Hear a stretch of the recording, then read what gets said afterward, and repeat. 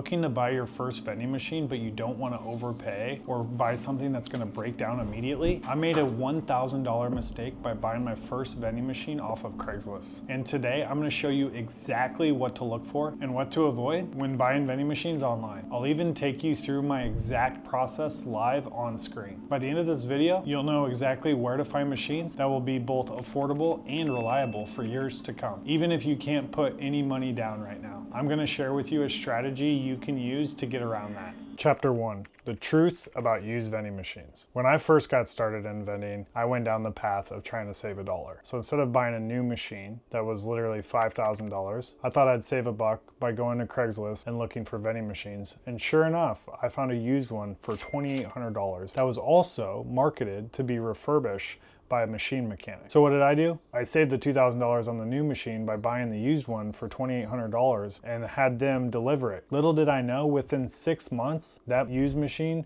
broke down and was unoperable ever again. Because of this is the case of the used versus new crowd. And by the way, we have multiple vendingpreneurs that love to save $1 and get used machines and fix them up. I just have no interest in that and don't want my route to be active. I want to make it as passive as possible. So that's why I don't prefer used machines. I think the other thing you got to think about when you get these used machines is all the hidden costs of repairs. That machine that was $2,800, yeah, I saved $2,000 versus a new one. But just to fix it, to make it operable again, I would have to spend another $2,000 on the refrigeration parts, all the things that were broken with it. Not to mention, it's probably gonna break again in a year or two. So now, my big thing is like, I don't wanna buy twice. I'd rather buy once. And I also don't wanna be a machine mechanic. So that is huge for me to focus on getting new machines that are under warranty, because if that coolant or that refrigeration part breaks, I just call the service company and they have to fix it as part of the warranty. And so it doesn't fall on me or our operators to fix those things. This is why I'm really focused on the real cost, not just what you see on the front end of that used machine. Because there are a lot of good deals of used machines on Craigslist, on Marketplace, even usedvending.com has a ton of options. But the problem is, just like when you get a used car with a ton of miles on it, you have no idea how much damage or how much wear and tear has been put on that machine before it's landed on your lap. Chapter 2, live Craigslist hunting. I'm gonna hop into Craigslist and we're actually gonna look at different used machines for sale and talk through exactly what I would look for if I was going down the path of a used machine. So the first thing on Craigslist we could do is we could go to vending machines for an area. So in this case, we're going Washington, DC, and we're gonna go for sale, okay? And what we're gonna try to find here is some machines we can look into. So I actually like to look at for sale by owner. And so I'll switch this to owner. It's already whittled down. And so you got all these kids vending machines. This is people trying to take your business with ads. But if we click on this vending machine here in Arlington, this is a very common machine, $4,500. The first thing I would do is, depending on the machine that's for sale, is I would also cross-reference what actually that machine would cost brand new. And the reason why is, if you look at this machine, these machines actually are pretty cheap. I think brand new, they're like maybe $5,500 or $6,000. Don't quote me on that. So if you're gonna buy this machine to save $1,500, you know, it might not be worth it. The other thing that intrigues me about this machine from like a functionality standpoint, everything looks lit up, looks pretty good. The most important thing is it's got a credit card reader right there, and that's important because of the sales you're going to want to do with a credit card reader. The downside with this, again, is you don't have much info on this, but how long has the machine been used? What's the output? You know, if it hasn't done many sales, you could actually use that to your advantage because it hasn't been used that much. But with this person here, I'd actually reply to them if I was interested and ask how long have they had the machine, what's the machine been doing for sales, and then also any other insights on any repairs that they've had to do on that machine before you actually schedule an in-person visit to meet with them. I think the other thing, as we look through these machines, these are more common older machines, is what fits what you're looking for. You know, you don't want to just go buy a machine before you know what kind of location you're going to put it in. So in this case here, this comes with a location which is interesting. But for example, if you look at this machine, you know, these are all good machines, cash sales, you know, they're interesting. I don't see any credit card readers, but like for example on this one, that black mark right there, that's actually where you could put in a credit card only. He's only allowing cash, so that might influence your decision. But if you're looking for a smaller location and you wanted to hedge your bets with a combo machine, like this one here on the right, obviously is a combo machine, so you could do something like that. But you need to know what type of location you're looking to put this in before I would go down this path. So this is a Futura, very common combo machine. It says they're moving this machine back to the original insights. It's $5,000. So you want to know what that machine looks like brand new, because this is a combo. I would just go straight over here. If we go to evending.com, and you can see what that machine is brand new and what the cost is. And that's why, like, if I go into combos, boom, there's our machine. So that machine brand new is $5,000. And this guy's trying to sell you a used machine with no location for the exact same price. This is why it's imperative that you try to match up what they're selling it for used versus what it is actually new MSRP. Because if you go this route with the new, it's going to be under warranty. You're not going to have to switch the card reader over or any of those headaches. You can literally just get it new, and you'll probably, like with eVending, they do no money down and a 5-year parts warranty that they say right there. So those are just some of the items I would look for as I look into these machines. Just to recap, what's the new machine cost versus the used machine? What kind of location are we trying to put it in? Because you don't want to buy a machine before you know the location. And then ultimately, what is the wear and tear? So how old is the machine? What's the sales of the location of the machine currently? So you can really try to gauge how many miles, like a car, this machine's been used. And that's when you create that checklist, you might find some good deals, but you also don't want to rush into it like I did by buying a machine off Craigslist and then it breaking 3 months later for you. Chapter 3, trusted manufacturers. So there's typically 4 main manufacturers that we like to use with our routes. It depends at the end of the day on what type of locations you're going into before deciding on what machine or manufacturer to go with. A great example of this is if you're going into a sheriff's office or even a police station. We have an open micro market and a police station. And the reason we went with an open micro market, because in that police station's break room, we're not worried about theft. We've already put a camera up. It's a police station with employees. There's not gonna be people coming home at 2 a.m. back to their apartment to raid this open micro market. This is a police station. This is where it's really important to understand the type of location before going into right away which machine or manufacturer I should use. Now, with that being said, let's go through our 4 main manufacturers we like to use. First one, gonna be Cantaloupe. We use Cantaloupe with a lot of our open markets, mainly because their aesthetics are very well pleasing with their shelving, their logos, the design of these shelves. You can really put them in different places where they look aesthetically very nice. They also have a really good user interface with regards to their kiosk and the customer checkout journey, which definitely helps. Now, another competitor of Cantaloupe's that we also use is 365. They have a little bit different setup in that they have really good smart stores that are Stockwells that we use a lot of times for places that are worried about aesthetics but want that locked machine vibe. And so we'll use 365 and their Stockwells a lot. We'll also use some of their micro markets for places that are smaller that really don't care about the aesthetics and don't really care about what the shelving colors are or the designs. So we'll use 365 in that case. And then the third company that we've been getting a lot of traction with recently, just because of both their user interface and the customer experience, but also their innovation with their machines, being able to run video on the screens, whether that's video of the property's logos, whether that's like one of our physicians clinics where we can run ads to different promos of different medical providers in that clinic. Think of like a high school physical ad that runs across the screen leading up to high school sports season. So those just different abilities we don't have with the 365 or Cantaloupe. Plus, they started in this food space, so their app and the user friendliness of that with the customers is very huge with Micromart.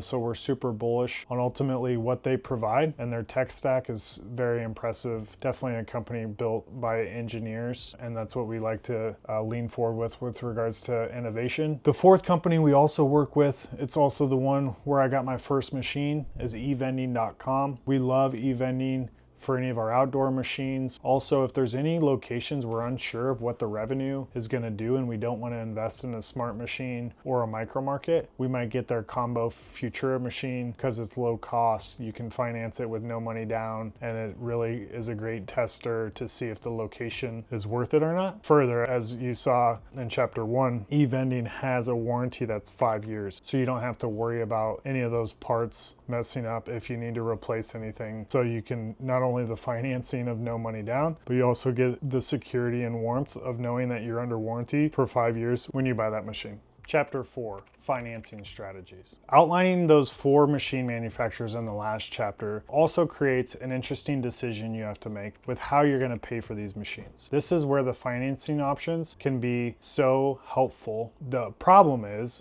each manufacturer also has their own financing options and what you will qualify. For example, with Micromarts, because they're so new and modern, they don't do any in-house financing. Now, the other side of that is, in our community, you actually have access to in-house financing with Micromart. But on the other side, if you look at like evending.com, you can go to them and buy a machine with no money down. You don't even have to have your own LLC, and they'll finance you a machine over, let's say, 48 or 60 months, and you don't have to worry about putting $1 down. They just might do a credit or a history check on you to see and make sure that with their due diligence, you're gonna make your monthly payments. And then you got everything in between. So 365 and Cantaloupe, their financing strategies, they vary based on what number of machines or micro markets you've gotten with them. But the great thing is they're totally flexible to have a conversation with you and learn about your situations. They're also going to talk you through how you qualify. I know, for example, with 365, you can finance up to a certain amount. I think it's like maybe 12 or 15,000, don't quote me on that. You can talk to them and see what type of financing strategies. And this always comes back to identify what the location or the property needs first before you just jump right into buying a machine. Because one, I don't want that machine sitting in your garage while you try to find a location.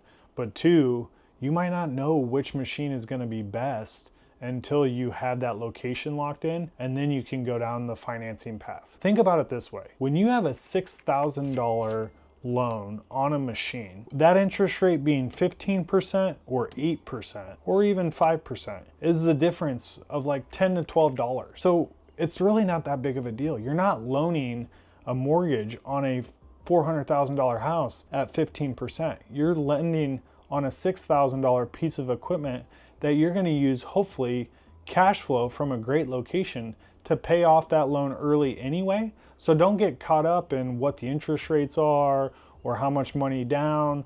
Each one of these machine companies has different policies, and they're going to look at you from a due diligence standpoint. But at the end of the day, whether it's 15% or 8%, it's a difference of 10 bucks. So what does it matter? You have ease of mind by just knowing you can finance in the first place. Don't get caught up in what the interest rate is this week versus last week, because the ROI and how you calculate this is all going to be there if your location is cash flowing like you should anyway. Chapter 5, what type of machine for your location? When you think about your locations, the first thing you got to think about is not necessarily what type of machine, but what's the grade of the location? So is it an A location, a B location, a C location? And this comes back to ultimately what the aesthetics, what the foot traffic, what the needs are for that location. For example, if I'm getting into vending like I wanted to find a machine that would give me the ability to learn my way in, like riding a bike with training wheels, but also align with the location. So one of the apartment complexes we installed at, this machine was going to go in the back part of the apartment. They didn't care what it looked like. They didn't care if it was old school, big and bulky. So I knew I could go with a cheaper option, one, to vet out that it was a good location, but two, I didn't have to put any money down, and three, I could teach myself with this bike that had training wheels versus going all in with the smart machine that had AI cameras and dealing with planograms and all the software on the back end. So this is why I always recommend, if you have a location that you're unsure of the revenue potential for, actually try a combo machine. That's going to be more of like we talked about with the Futura machine from eVending, because that's going to be able to hedge your risk rather than getting a snacks and a drink machine and now you're all in capital Y's with 11 grand, get that combo from Vending. The great thing with that is you're not dealing with the AI cameras. And so with this, your fees are super, super small because there's no SaaS fees from the machine manufacturer because there's no AI camera. So literally try to go with that traditional machine if it doesn't really matter where it's going and you're not even sold on it being a good location for you anyway. The other thing is, if you are sold that it's a great location and you are sold that you want to do a micro market, you can go one of two ways. You can go with the open market where you have to deal with the theft concerns and keeping that property manager engaged if there ever is theft, or you can go to the locked market path. And this is where, back to what's important, the location. And so understanding what the location is like, understanding can you get away with an open market concept like a sheriff's office or an employee break room, or are you going into an apartment complex where people are going to come home from the bar at 2 in the morning and raid your machine? You might need to go the locked concept. And those are the things that you got to factor in with micro markets. The other hidden thing you got to think about with these types of machines is also the space. So are you just taking over a nook in a hallway?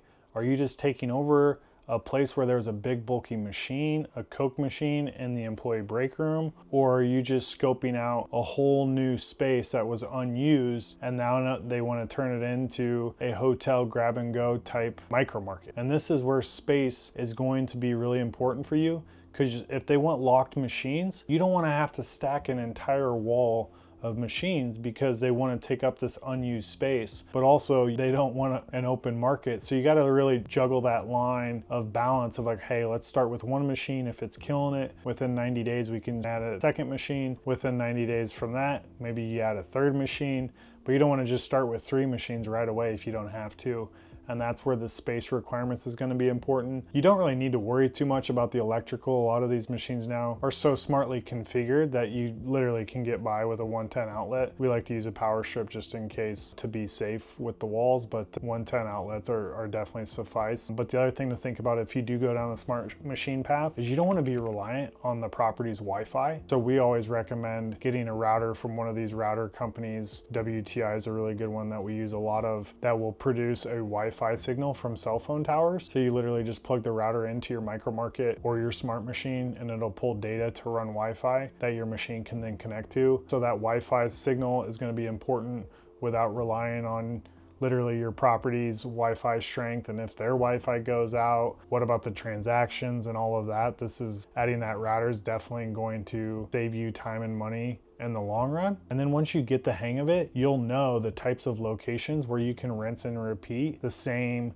type of machine in the future. For example, we have a property portfolio that loves stock wells, and so every location they add to our route, they know and they expect a stock well, and that's totally fine. And so this is where you can really match up the property's interests with also what the best interest is for you to provide a profit. Now you know exactly how to find reliable vending machine without making the same expensive mistakes I did. If you want to save even more money, I've negotiated special discounts with manufacturers for members of my Vendingpreneur community. We also help you choose the right machine for your specific location and guide you through the entire purchase process. Click the link in the description to book a call with our team and learn how we can help you get started with the right machine at the right price. Thanks for watching. Mr. Passive signing off.